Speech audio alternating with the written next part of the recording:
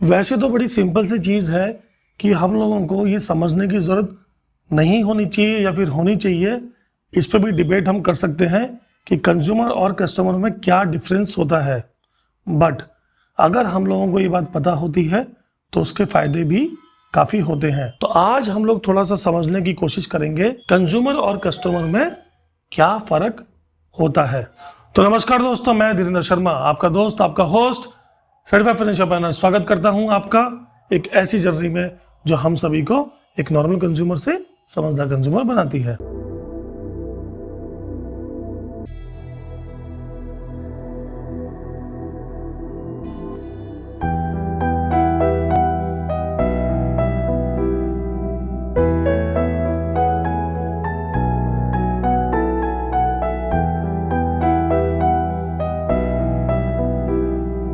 तो दोस्तों, सबसे इंपॉर्टेंट समझना है कि दोनों में जब डिफरेंस हम लोग करते हैं तो कंज्यूमर कौन होता है? कंज्यूमर होता है जो आदमी किसी भी प्रोडक्ट को कंज्यूम करता है, यानी जिस पर्टिकुलर आदमी के लिए सामान को परचेज किया गया है, जिसको सामान लास्ट में यूज करना है, जिसको कंजप्शन करना है। और कस्टमर कौन होता है दोस्तों? जो सामान को परचेज करता है या फिर खरीदता है, जो या तो कंज्यूमर है यानी एंड यूजर है किसी भी प्रोडक्ट का, यानी कस्टमर कंज्यूमर भी हो सकता है। तो आप समझना इस चीज को कि दो तरीके से चीजों को खरीदा जाता है। कस्टमर दो तरीके से बिहेव करता है, या तो एंड यूजर और कंज्यूमर है या फिर रीसेलर है, मतलब उसने सामान खरीदा आगे बेचने के लिए। जितने भी मार्केट में डिस्ट्रीब्यूटर्स होते हैं जो सामान को खरीद के बेचते हैं, तो वो लोग भी कस्टमर होते हैं, क्योंकि वो सामान को कंज्यूम नहीं करते हैं तो वो कंज्यूमर नहीं होते, कस्टमर होते हैं। यानी कस्टमर और कंज्यूमर में ये डिफरेंस होता है कि दोनों में से जरूरी नहीं होता है कि जिसने सामान खरीदा उसने सामान कंज्यूम भी किया, या फिर जिसने सामान कंज्यूम किया उसको ही सामान खरीदना पड़ा। दोनों में बाहर से लगता है देखने में कि दोनों ऑलमोस्ट सेम ही होते हैं, या फिर कंफ्यूजन रहता है कि दोनों में डिफरेंस क्या है, या फिर दोनों सेम तो नहीं है।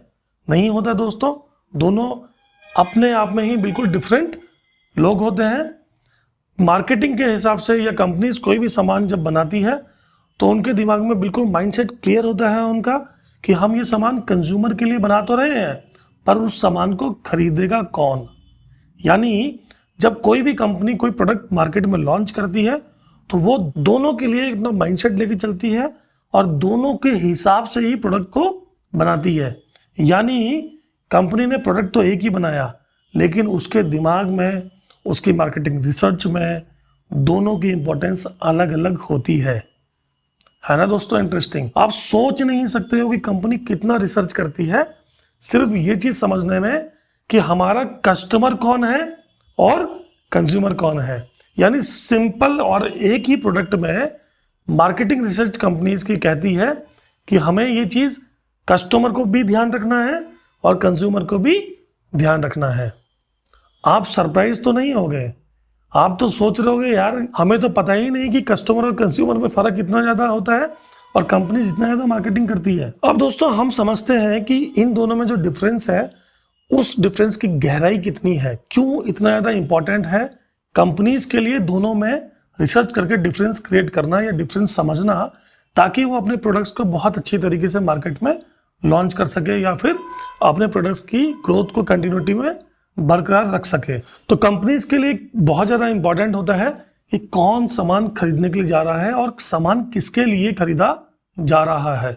आप समझना इस बात को, कंपनीज जब मार्केटिंग रिसर्च करती है तो वो कंज्यूमर को लेकर जब सोचती है तो उसके दिमाग में ज्योग्राफी भी होती है, डेमोग्राफी भी होती है, कल्चरल भी होता है, यानी कंज्यूमर का बिहेवियर क्या है। कंज्यूमर का बिहेवियर के हिसाब से सामान को बनाया जाता है। लेकिन आपको लगता है कस्टमर को वैसे सोचा जाता है? बिल्कुल भी नहीं दोस्तों। कस्टमर को जब भी सोचा जाता है तो उसकी परचेजिंग पावर के हिसाब से सामान कहाँ पर कौन सा भेजना है या सामान कौन सा बेचना है किस जगह पे, वो डिसाइड करा जाता है। यानी कंपनी प्रोडक्ट बनाने में कंज्यूमर को दिमाग में रखती है, लेकिन प्राइसिंग डिसाइड करने के लिए कस्टमर को दिमाग में रखती है, क्योंकि पैसा तो कस्टमर को ही देना है ना। एक छोटा सा एग्जांपल आपके सामने मैं रखता हूं जो आप समझ सकोगे, क्योंकि वो हर घर में होता है। बच्चे बच्चे कस्टमर नहीं होते हैं दोस्तों, बच्चे सामान नहीं खरीदते हैं, बच्चे कंज्यूमर होते हैं। कोई भी सामान खरीदते समय प्राइसिंग डिफरेंस को देखते हैं या प्राइसिंग को देखते हैं? नहीं, सामान को देखते हैं और जो चीज़ पसंद आती है उसको खरीद लेते हैं। तो देखना, बहुत सारे चिप्स के पैकेट्स होते हैं, तो आपको लगता है बच्चे चिप्स खरीदते हैं, या फिर कुछ चॉकलेट्स के ऐसे पैकेट्स आते हैं जो बहुत ज़्यादा प्राइसिंग महंगी होती है, चॉकलेट्स बहुत कम होती है उसमें, उसके बावजूद भी बच्चे उसी को परचेस करते हैं। पता है किस लिए? क्योंकि उसमें खिलौने होते हैं। तो मेरा वही कंसर्न है कि बच्चे अपने हिसाब से चीज़ लेते हैं और उनको फ़र्क ही नहीं पड़ता कि प्राइसिंग उस पर्टिकुलर चीज़ की कितनी है। लेकिन कंपनीज ये भी सोचती है कि क्या ये जो मेरा प्रोडक्ट मैंने बनाया है कोई खरीद पाएगा? तो वो क्या सोचती है कंपनी कि भाई मुझे ये सामान कहाँ बेचना है, कौन मिडिल क्लास वाले आदमी है, कौन अपर मिडिल क्लास में आते हैं, कौन हायर क्लास के आदमी है, यानी जिसकी सैलरी या इनकम जितनी है उस पर्टिकुलर जगह के हिसाब से प्रोडक्ट्स को रखा जाता है कि ये प्रोडक्ट्स इस कैटेगरी में आएंगे, ये प्रोडक्ट्स हम यहाँ बेचेंगे। आप समझिए, एक पेंसिल बनाती है कोई कंपनी, तो पेंसिल में भी कैटेगराइजेशन होता है। कोई पेंसिल मान लीजिए 2 रुपए की है, कोई पेंसिल 20 रुपए की है, तो दोनों की पर्पस तो सेम है, बच्चा भी डिफ्रेंशिएट नहीं करेगा। लेकिन क्या कोई मिडिल क्लास वाला 20 से 25 रुपए की पेंसिल खरीदेगा? तो इसीलिए कंपनीज वहां पर भी डिफ्रेंशिएट कर देती है कि कौन सा सामान कहां पर रखना है ताकि सामान बिके, जबकि प्रोडक्ट सेम है, कंज्यूमर सेम है। तो दोस्तों, कंपनीज के लिए कस्टमर रिलेशनशिप बहुत ज़्यादा इंपॉर्टेंट है।